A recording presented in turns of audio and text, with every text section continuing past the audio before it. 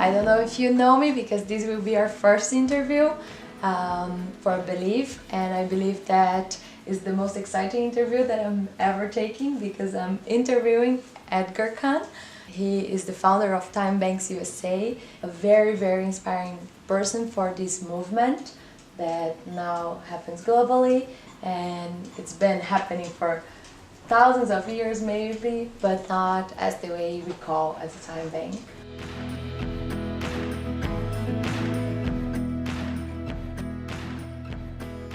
First of all, it's very good to be here. I'm very excited to interview you. I'm excited because I think what you're trying to do could take my dream to a whole other scale. People who know me know that I have said my dream and my notion of success is to set in motion a process that is seriously out of control. And you're using technology to take it to a whole other level. Beautiful. And that's a dream come true. Thank you.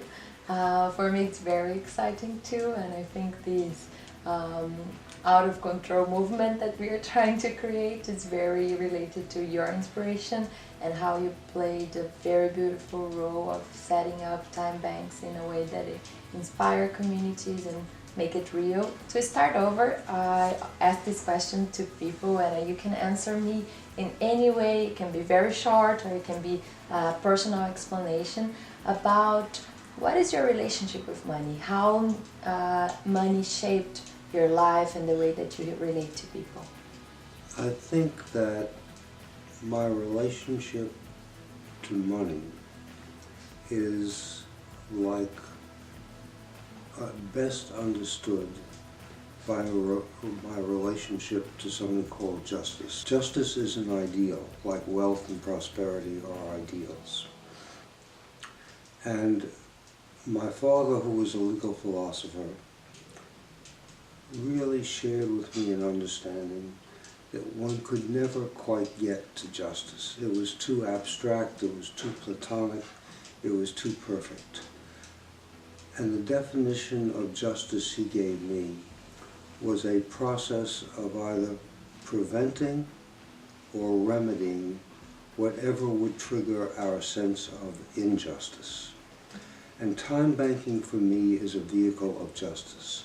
It is a way of remedying and dealing with disparities that we should not tolerate. And those disparities take many forms. Yes, they take the form of wealth, but they also take the form of discrimination based on race, on age, on gender, on nationality, on language. So the disparities that get in the way of people being all that they can be, those disparities are for me just their constant source of inspiration. Because the flip side of that is there's not a single disparity we don't have the capacity to either reduce radically or eliminate altogether. In college, and when I went into graduate education, I was engaged to and married an African-American woman. And somehow, a week later after, my fellowship at Yale disappeared and would not be renewed. Even though I was a Fulbright scholar and second in my class at the time, we continued on. She went through law school, then I went through law school.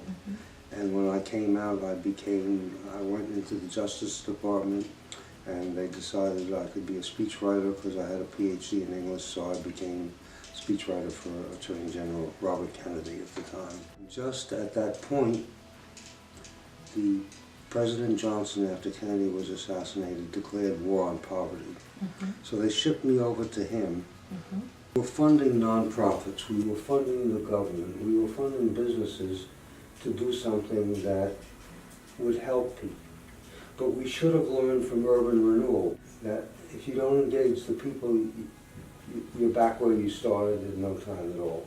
To go in that direction, I would love to understand based on these values, that is social justice, equality, and so many others that you touch base from your relationship with money and justice, How was your pathway to really understanding that, okay, TimeBanks can be a way to promote social justice? Well, when I was delegated to go to help start the war on poverty, there was never enough money to deal with all the problems. And that started me looking at what is this thing called money and why isn't there enough? And I discovered something very obvious but very fundamental about money. You and I know that money defines value by price. So if a thing is scarce and the demand is great, the price is high. If it becomes more abundant, it's cheaper. If it's really abundant, it's either called dirt cheap or worthless. And I suddenly realized that meant that every human being is worthless.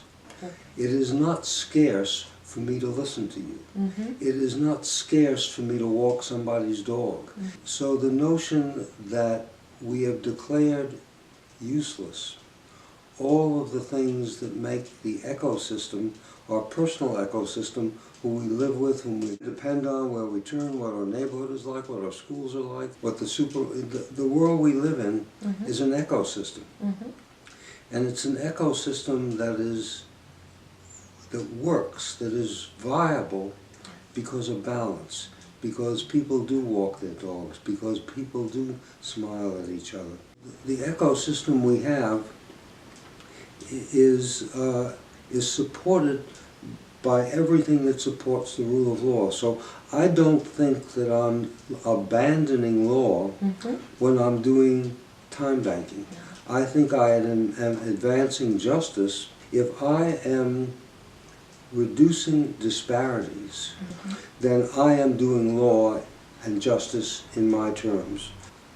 In some sense, time banking is not going forward, it's going way back. And it's a way of saying, how do we use technology to facilitate that process of mutuality in a world where we're being taught and programmed, don't trust anybody, don't talk to a stranger.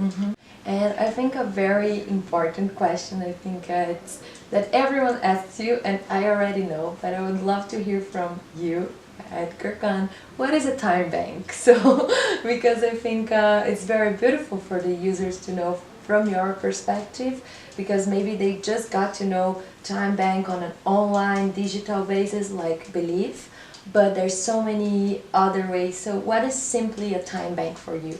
Time banking is a system that does two things. It puts the pieces together, and it enables those pieces to stay together to create trust, to create memory, to create relationships. It turns individual transactions into relationships of acquaintance, of knowledge, of trust, of extended family, of neighborhoods, of communities, and that's what I believe it does. It doesn't do it by itself.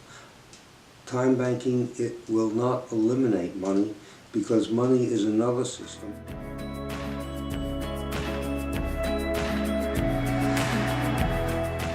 The last time credits I spent were taking dancing lessons. Oh, wow. Because I wanted to learn how to dance decently, and I am clumsy, and I am grateful I didn't have the money, but there was somebody who was offering dance lessons. And when it was?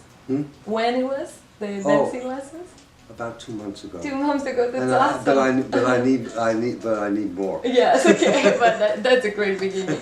I've seen it with people coming out of prison who decided they would come together, create they didn't want to be called ex-cons, they wanted to be called homecomers.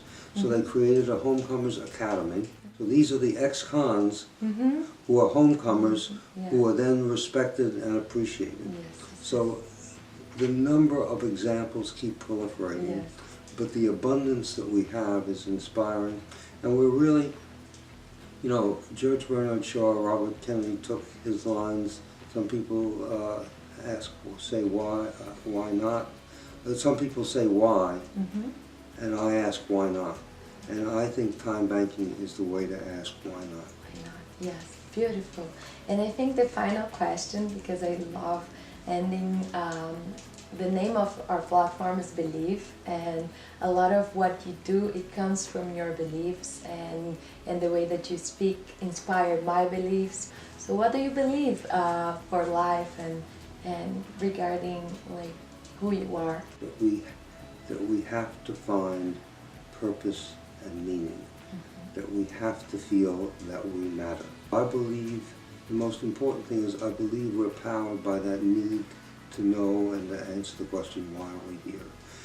And that if we can use a medium of exchange that enables people to find their answers, not just individually, but collectively and in families and in communities, then I believe that time banking will unleash, have set in motion the kinds of possibilities that are, and the kinds of processes that are seriously out of control.